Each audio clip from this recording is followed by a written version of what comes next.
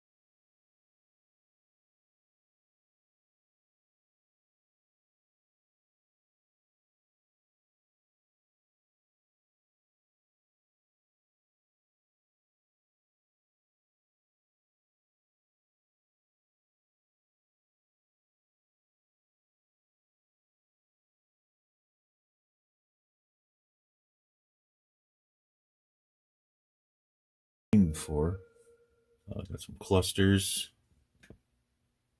a lot of pinning going on, plus a lot of nice sized fruits. This one here is basically the length of my finger up to this knuckle. The fuzzy feet are due to excess CO2. So as the mushrooms consume and grow, they have a byproduct of CO2. So you have to fan your bins maybe once, twice a day, help with air exchange. And the fuzzy feet are okay. You don't want it to get crazy and overwhelm your fruits. But now you can see how the cake is separating from the bin. Now I decided not to use a liner this time, and I packed these bins pretty good, but you can see the spaces here because it's absorbing all that water. I have misted this a few times, and when you mist it, remember, you use one of these nice fine, like micro mist bottles. You don't spray the substrate directly, or try not to spray the fruits directly, but up in the air, like a foot or so. Just let them little water droplets rain down. It's kind of hard to get it.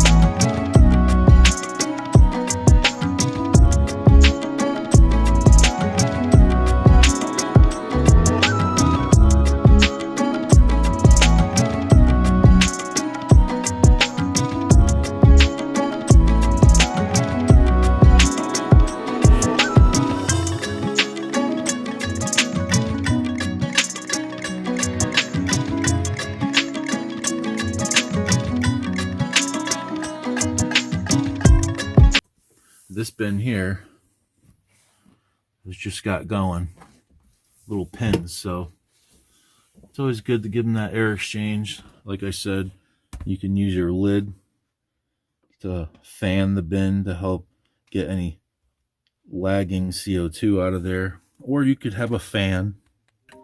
I did use a fan up here. I had that on very low, not pointing at the bins directly, but to help to have a little bit of a fresher air exchange and not any stagnant air and CO2 in there. So this cake looks pretty moist. I just want to check to see if I see the water droplets. I don't see as many, but it's always good to keep an eye.